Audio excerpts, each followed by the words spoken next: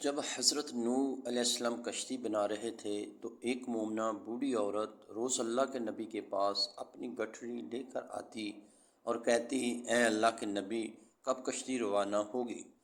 حضرت نوح علیہ السلام فرماتے، ابھی دیر ہے۔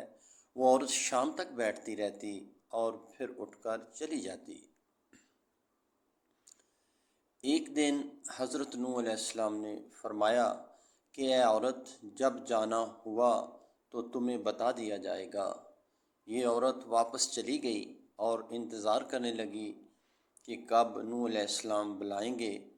اس دوران عذاب آ گیا اور کشتی روانہ ہو گئی، لیکن حضرت نوح علیہ السلام نے اس عورت کو نہ بلایا۔ ظاہری طور پر نوح علیہ السلام کو اس کو بھلا دیا گیا۔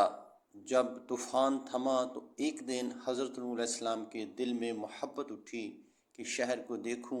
جہاں سے چلا تھا وہاں آئے اور قریب جا کر دیکھا تو ایک جھونپڑی میں دیا جل رہا تھا۔ حضرت نوح علیہ السلام یہ دیکھ کر چونک گئے کہ روئے زمین پر کوئی ایسا گھر بھی ہے کہ اتنے عظیم طوفان کے بعد بھی جس میں چراغ جل رہا ہے۔ انہوں نے وہاں تکبیر بلند کی تو وہ عورت سامان لے کر آ گئی اور کہنے لگی، یا نبی اللہ، کیا کشتی تیار ہے؟ چلیں۔ حضرت نوح علیہ السلام نے حیرت سے اس کو دیکھا اور کہا، رکو بڑھیا، کیا تمہیں کچھ بھی پتہ نہیں چلا؟ وہ کہنے لگی، یا نبی اللہ، کیا نہیں پتہ چلا؟ کہا، اتنا بڑا سیلاب آیا، بارش آئی، تمہیں کچھ بھی پتہ نہیں چلا؟ بڑھیا کہنے لگی، یا نبی اللہ، بس ایک دن بادل گرجے تھے اور کچھ ہلکی سی فوہار پڑی تھی۔ حضرت نوح علیہ السلام حیران ہو کر آسمان کی طرف دیکھنے لگے اور کہا، اے میرے اللہ، یہ کیا ماجرا ہے؟